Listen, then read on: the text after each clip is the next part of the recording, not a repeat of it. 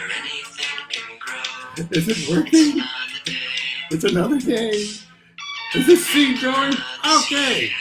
Where were we? Oh, this has been, I think Facebook Live is just getting tired of everybody using it. It says, no, I'm not going to work anymore. So anyhow, welcome. I'm Chris Grabenstein. We'll start again. This is all about the Story Seeds story that I wrote for Story Seeds podcast. Everyone's saying so much better. Good. I had to change microphones really quick. I had my music going there. They have a nice catchy theme song. I like the song. You can hear good. All right, good. Excellent. So I'm glad we got the comments working, because as we get into this, I'd like to see if you guys can help me decide where to take this story next. Because on the Story Seeds podcast, what we do is the folks at Literary Safari, they team up young writers between the ages of 6 and 12 with authors like me and Dan Gutman, Jason Reynolds. A lot of authors get together. And by the way, if you know someone, a young kid who would like to be a writer, because I get emails all the time from kids with story ideas, I would say go to Story Seeds. They have a little club you can join, and maybe your story seed will get picked for the next round of these stories that are written. So if you go to their podcast, there's always an episode where the author works with the young writer who had the idea. Then we write the story. It's like a story starter, not the whole thing, just like to get the story going. And then the next week, we sit down with Betsy Bird, who's the moderator and librarian extraordinaire, and we talk about some of our writing techniques, and she interviews us. It's kind of fun. I actually am a big subscriber to Story Seeds because I'm learning things from other authors. Dan Gutman's got these note card things going on that I can learn from. So my story seed, I was paired up with a 12-year-old who lives here in New York City named Jasper, and he wanted to write a mystery. And I used to be president of the New York chapter of the Mystery Writers of America, because before I wrote books for younger readers, I wrote mysteries for adults. And I still do write a lot of mysteries. In fact, almost everything I do, I think, is a mystery. And a lot of ways, Escape from Mr. Lemoncello's Library is a puzzle mystery. The Welcome to Wonderland series are straight out mysteries. And Shine, that I wrote with my wife, is even a mystery. No More Naps, my picture book, not a mystery. But yeah, but there's a lot of mysteries going on. So the other great thing at Story Seeds, if you go to the website, they have all sorts of activity kits. It's almost like this podcast came along at exactly the right time, because it's fun, it's educational, and they have a lot of tools that you can use at home. So Jasper came with this idea, a story seed, about the world's tallest detective.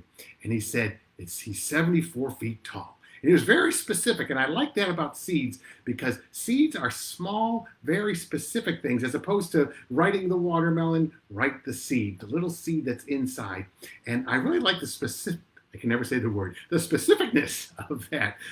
74 feet tall. Now, I live on the 7th floor in an apartment building, and I think I did the math, and we're almost like, if you go up to our roof, it's like 74 feet up there. So Jasper came over, we went upstairs, we looked around, we saw what it would look like to be 74 feet tall. Because one of the big things you got to do, for all you writers out there, I know there's a lot of writers, is you've got to build your world in a way that seems realistic, that the reader can go, yeah, that could happen. Or, okay, I'm accepting that. It's a willing suspension of disbelief. I often talk, when I talk to kids about writing, or even adults, I say, who here knows that movie, It's a Wonderful Life? And then most people raise their hands. And I ask them, how does that movie start? Think about it. How does It's a Wonderful Life start? Anyone? Anyone? Oh, it's there in Florida. Now, it starts by looking at these stars up in the sky talking to each other. Oh, Clarence, it is night tonight. Oh, yes. And that tells you right away what kind of story it's going to be. It's going to be a fantasy where stars talk to each other and magical things happen. And so you have to always take your reader by the hand, let them know what kind of story you're about to tell them, and then make sure that the world has its rules and follows those rules. Now, after we talked, Jasper came by. We had some mystery Oreos. I remember that was our snack that day. The Oreo comes out with mystery flavors where you have to try to guess what the flavor is. We had those. I said, well, I started thinking about this. I do a lot of my thinking and my writing when I go out for my early morning walks. I walk for like 3 miles every morning just to think things through. And I started thinking, you know what, this is like a tall tale, because that's another way that you can get into your writing. What sort of story are you writing? And I'm writing a mystery that's also a tall tale. So I'm going to read to you guys what I came up with that little seed of a 74-foot tall detective. I'm going to drink some water first. And then I thought we might together see what happens next. Here we go. Oh, I see someone's here from Lincoln, Nebraska. Hi, Lincoln, Nebraska. There's a lot of Grabensteins in Nebraska. Anybody know why? I don't know why. There's a lot of Grabensteins out there. But this is the story I wrote, and I also read it on the Story Seeds podcast where they added some sound effects and stuff, which is pretty cool. I will not have the sound effects today. But this is what I call the world's biggest detective from a story seed planted by Jasper Stoneberg. He was a 12-year-old writer who came to Story Seeds with this idea. When little Zeta Zingoni was 3 days old, his diaper was 3 feet wide. When his mother and father brought him home from the hospital, they had to rent a moving van. "We're going to need a ton of milk," said his proud father, and so he bought a dairy farm. Fortunately, Zeta's father, Tony Zingoni, was a supermarket magnate, the billionaire owner of the Zingoni's Foods grocery chain.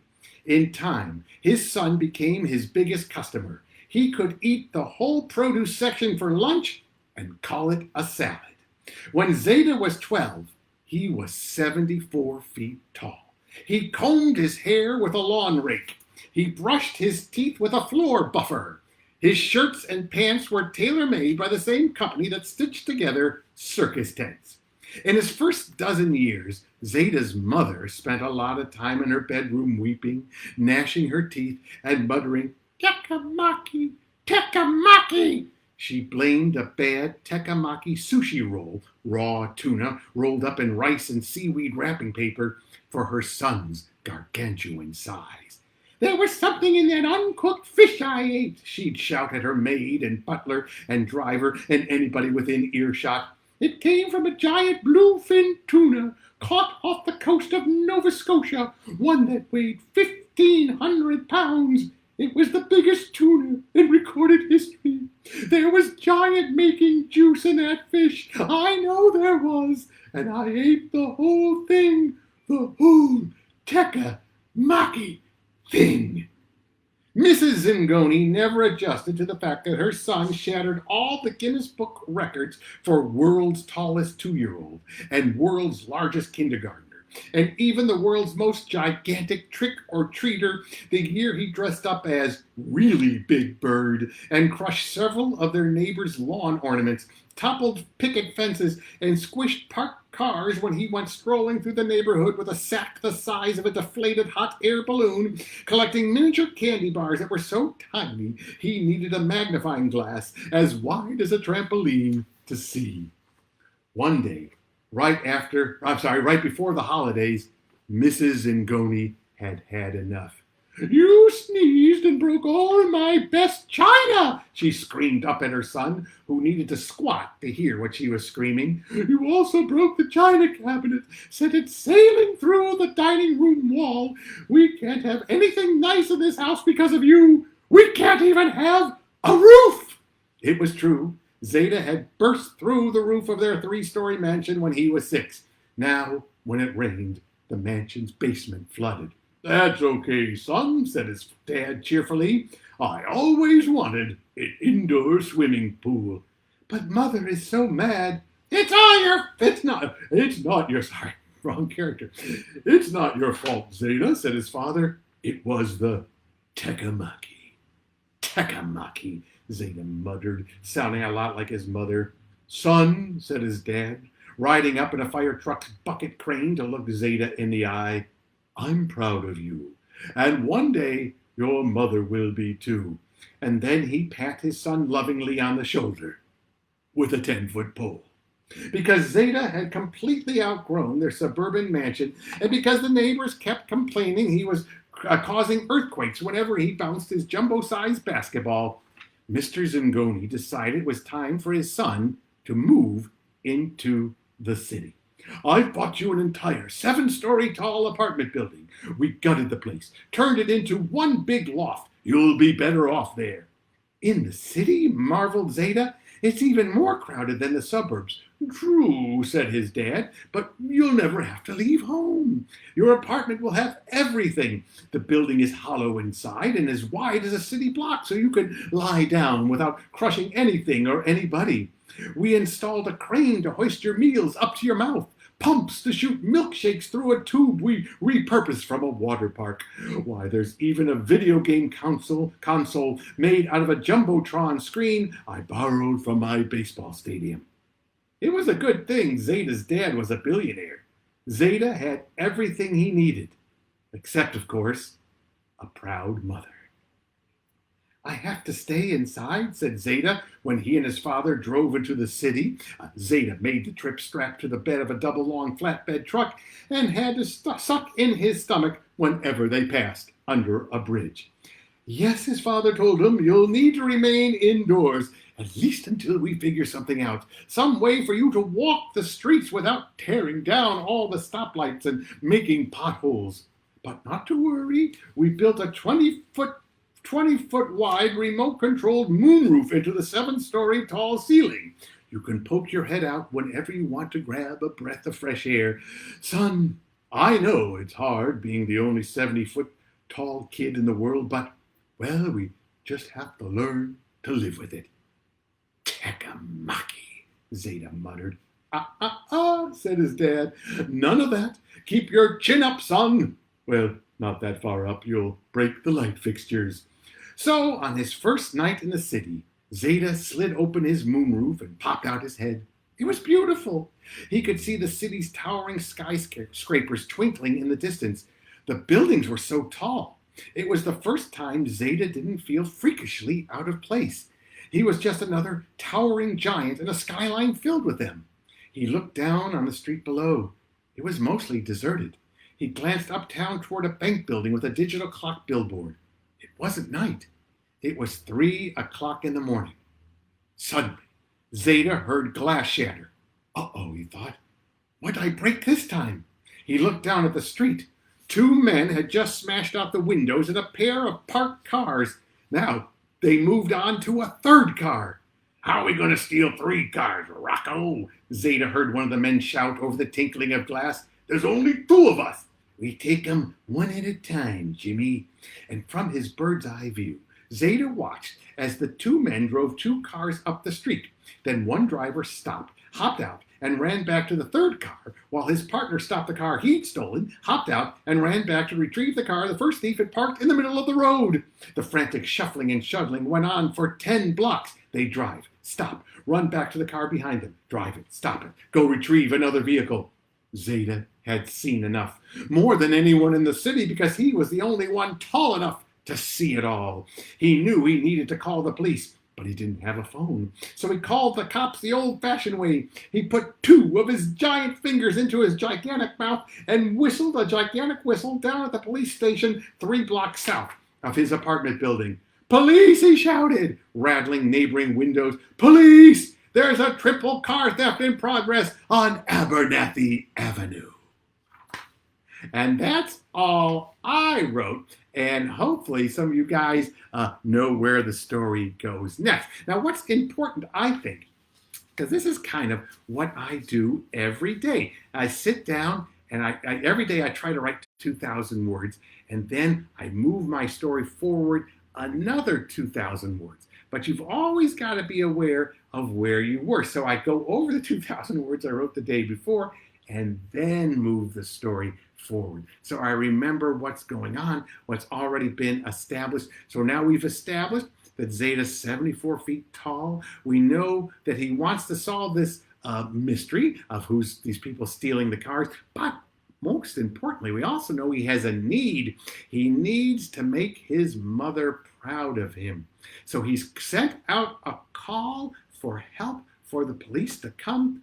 What happens next? I'm going to look over here at the comment section to see if anyone has a thought about where this story might go next. If you have an idea, just write it down and maybe we'll see if we can make something up. What was really interesting is a teacher, Ms. Wong is her name, and I forget exactly where her school is, but she put together a whole discussion education guide based on this story seed and started using the story seeds with her classroom. And she took the story and moved it forward. This was kind of interesting. She, the teacher herself, continued the story. She decided to kind of turn the story into another adventure, into Zeta seeing something else. So we'll take a quick look at what she did. We won't read the whole thing, but I'll read a little bit of what she thought might happen next, or could also happen at some point in the story. It's not literally what would have happened next, because we know he's chasing the police right now. Right, here's what Ms. Wong wrote. "Good night, my boy," shouted Mr. Zingoni. He blew his son a kiss, which floated 74 feet up to Zeta's forehead. Mr. Zingoni turned to Jeffrey, the butler, and handing him a horsehair broom, added, "Make sure Zeta brushes his teeth before he goes to bed." Then he and Mrs. Zingoni put on their coats and scarves and walked into the blustery, wintry night. Now, if I was continuing the story, I wouldn't have done that. I wouldn't have had the mother there with them, because that is the whole need that they have. So again, you have to kind of remember, now Diane here has got an idea. Miss Vicky Wong is from the Ramona School in Alhambra, California. Thank you very much. My friends from Literary Safari are here kind of helping me when I forget stuff. Thank you, Sandaya. Thank you very much. Let's see. Diane thinks his mom would be proud because her son would help fight crime in the city. That's kind of where I was going too, Diane. I think that if he became famous for solving crimes that no one else could, and what I liked about where Ms. Wong was going, let me read you just a little bit more of what she wrote here. Zeta waved to his mom and dad from the window. Ever since he moved to the city, he looked forward to their visits. The view of the city below was, as the song goes, the most wonderful time of the year. So it's Christmas time, holiday time going on. Zeta settled into his big beanbag chair in his life, and what he sees in this story is a building on fire. So that's very clever, because what you've got to do, if you've established, I've got this 74-foot tall kid, then you can't just have him do ordinary things like, go out to lunch or something. You've got to find challenges for him. So if there is a skyscraper on fire and Zeta can get there before the fire trucks and maybe just lend out a hand, like almost like a friendly King Kong, and grab people and bring them to safety, that's another thing. So I think you're absolutely right, Diane. Sari Wilson, I like the way you're thinking. Sari Wilson says maybe Zeta reaches out a window and grabs one of the cars, or even better, one of the crooks. That would be incredible, because he's calling for the police. Okay, so that's the first chapter ends. He's calling for the police, but the bad guys are getting away. And so he decides to take matters into his own hand. He leaves the apartment building. He pursues the two car thieves, and one of them sees what's going on and drives away, abandoning his friend. His friend is in that mid-shuffle, running back to the car he's got to get, and Zeta plucks him up and says, "Ha-ha, I've got you." But this is interesting. When you're telling a story, just when things are looking good, you gotta make them look bad. Maybe Zeta wasn't paying attention to where he was walking in his chase, and he's crushed a newsstand, he's crushed a mailbox, he might have shattered a bus stop glass thing, and he's a hero, but he's also in trouble.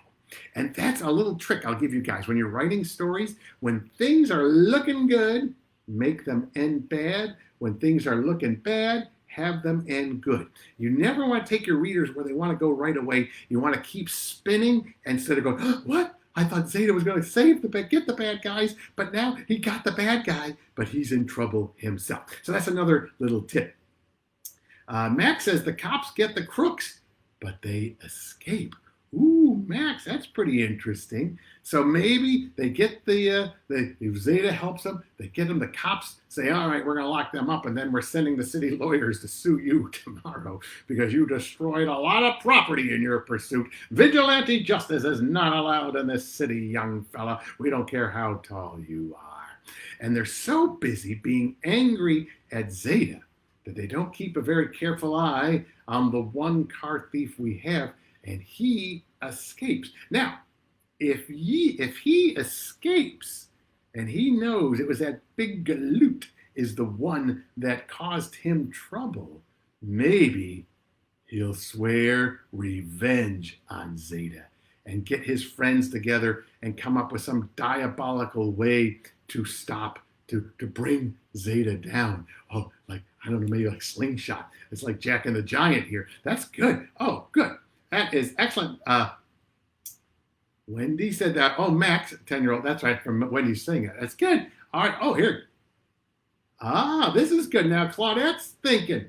Yeah, Claudette's thinking. Claudette Linder. The cops come and Zeta is like on the walkie-talkie and he tells them where to go. So it becomes this thing where Zeta knows he shouldn't go out and walk up the street like he did when he caught them in that version. So this is what's great about stories, is that you have all these choices. Do we go this way or we go that way? So this is another very good one. There is no right or wrong answer. And that's why what's wonderful about story seeds is if you start thinking about these stories and these seeds will all take them somewhere completely different. That's where your originality and your creativity comes to play. So maybe he's been told by his father, don't go out into the street, don't be running around. And so he's got a walkie-talkie or maybe just a megaphone and can tell the cops exactly where to go because he can see things from his vantage point. He's sort of like a drone up there. He can see what's going on and he sends the cops out and the cops get him and the cops get on the cover of the newspaper. But Zeta doesn't. Nobody wants to, because he's the only 74-foot tall kid, and the cops are like, they're a little embarrassed that they had a 12-year-old kid helping them. So maybe, again, we twist it. Something great has happened. They've caught the criminal, but Zeta kind of feels left out, or he didn't get enough glory, if you will, to make his mother proud. So the next time there's a crime, and there will be a next time, he's determined to do it all by himself because he wants to be a superhero, right? He wants his mother to be proud of him. These are good ideas. Let me see what else is going on in here. Okay. Anybody else have thoughts over here? Oh, there's Catherine Young. Hi, Catherine. I don't know who's left over from when we had the other thing going on. Well, that is great. This has been a lot of fun talking about this with you guys. And I encourage you, we're all kind of stuck inside. This is a great time to be thinking up stories, and you can go to Story Seeds for some helpful suggestions. They got great activity sheets. Ms. Wong in her classroom has put together a great curriculum around making up stories. And, there's just always think about the seed growing, putting down roots, and it grows, and follow whatever you start with. Make sure you follow that through, because a great playwright once said, if there is a gun over the fireplace in the first act, someone better fire it before the third act of the play. Don't put anything into your story that you're not going to use later or build on. Do I have time to read Jasper's continuation? I'm being asked by Literary Safari. All right, I can do that. All righty. This is what Jasper wrote himself. The world's tallest detective continued.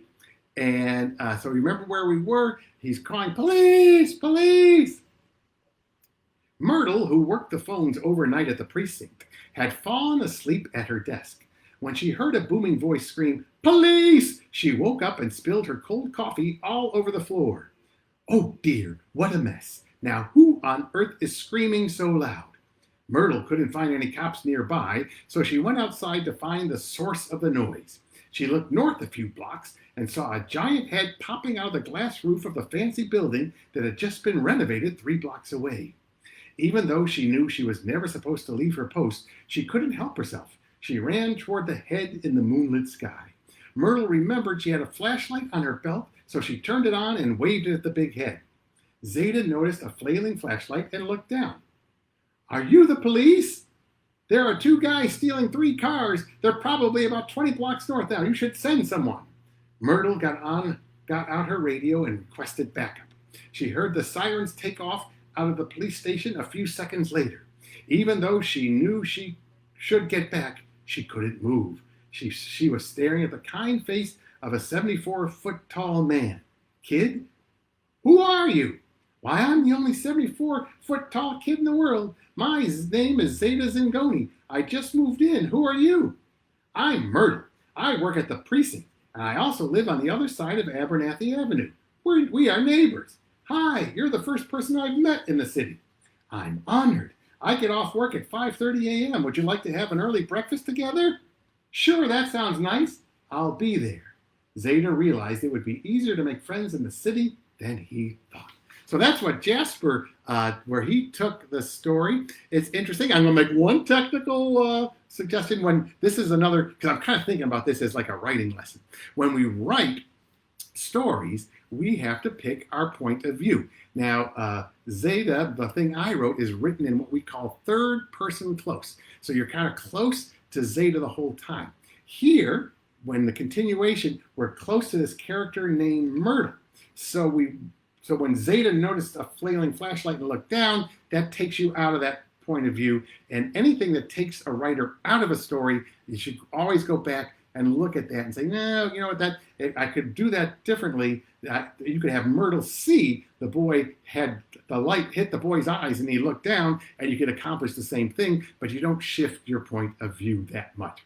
So that is where Jasper collects. It looks like Zeta's going to get a friend and they're going to go to breakfast. I hope Jasper has thought out where they're going to eat breakfast, because we've established a lot in that first chapter about how difficult it is for him to eat. He needs a crane and stuff. So I'm not exactly sure where Myrtle's going to be taking him for breakfast. Probably, if I was doing it, probably to a breakfast buffet, and they would probably bring a steam shovel or a backhoe so that they could scoop it all up and like take the whole buffet and give it to Zeta there. So that's kind of fun. Let me see. Anybody else have any questions or anything? Now, if you have any questions about writing whatsoever, I'll be happy to answer them. I know there's a little delay over there.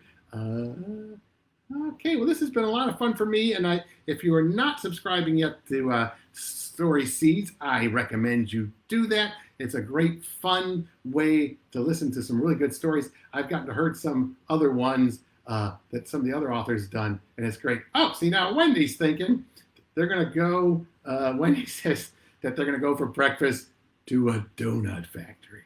So that's what I love, because that's what you're doing, is you're building on what already exists. We've made a whole point in the first chapter of they got to shoot milkshakes through tubes that you would find at a water park. They've got a crane bringing food up to them. So if you're going to take Zeta Zingoni out to breakfast, you better go to a donut factory. Wendy, I like that suggestion so much.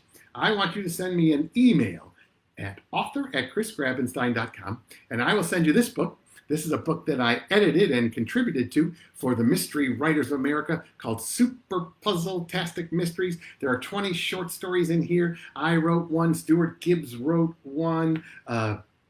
James Ponte wrote one. Lamar Giles wrote one. There's 20 different stories in here, and all of them kind of end right when the solution to the story is about to be revealed, and then you have to figure it out yourself, how the solution to the mystery. And then in the back of the book, we have all the solutions. So Wendy, that's just author@chrisgrabenstein.com. It's my name.com. Send me a mailing address, and we'll send you an autographed copy. This is an advanced reader's copy. I think this book comes out in June. In fact, we're going to do some kind of roundtable discussion about it, I believe, here on Facebook. I will post the details when I know what we're doing on Friday. 3 of the authors and a representative who really helped us get the book put together from Mystery Writers of America will be there also. So I'm going to take a look over here and see if there are any more questions there. Okay. Yes, they're going to be proud. Eventually going to be proud. Yeah, all right. So I got the sound. That was a good mystery right there. What was wrong with the sound? All right, well, everybody, this has been fun for me to do today. Sorry we had those technical difficulties at the top. Oh, wait a minute. I'm getting another suggestion here, which I also like from Sari Wilson. How about if they go to the beach and eat fresh fish and clams for breakfast? They could just get a big net and scoop up a lot of fish. And, oh, but I don't know. Zeta might have a thing about raw fish because it was the tekamaki that caused all of his problems, or at least that's what they think. And that's another little tidbit I'll throw you out there. That little thing in there in the story where I wrote about the tuna that was caught, I actually did research. I said, what was the biggest tuna ever caught? And I used those specifics because if you put some specifics into your story, it makes it easier for the reader to go, okay, that sounds like it. All right, I can buy that. It's like the levitation ladders in Escape from Mr. Limoncello's Library. I explained the magnetic levitation of bullet trains and turned it sideways so the hover ladders could go up the sides of all the books. And everyone, okay, that makes sense. But if we really think about it, magnetic levitation would not work sideways. So there's a little bamboozling that goes on in fiction, but if you have some facts, you can make your bamboozling a little bit easier. All right, well, thank you to Literary Safari. You can see they got all sorts of the downloadable zines and things. Look in the comment section here. There's a lot of great information. Oh, there we go. Ms. Wong is here. She did a good job. Oh, that's great. They'll continue to grow, keep spreading. That's what I have what I would do with the story, but what's wonderful about stories is that you can take them anywhere your imagination goes. Just for my sake, make sure you follow where the seed started and then where does it go. Just so you have a flow to it, because a lot of stories I read from kids, they start one place, like there was a Martian who landed in our backyard and it scared the dog, and the dog started barking, and the cat next door jumped out the window and hit a goldfish on the way out, and the goldfish was a magical goldfish who could give wishes. Like, what happened to the Martian in the backyard? That was story enough. So plant your seed and watch it grow. All right, you guys, thank you so much. And my wife, JJ, and I are going to be doing an Instagram Live. I can never know which way to point, about Shine. We're going to be doing that on the Books of Wonder Instagram account this Thursday. All right, thanks again. We'll see you next time.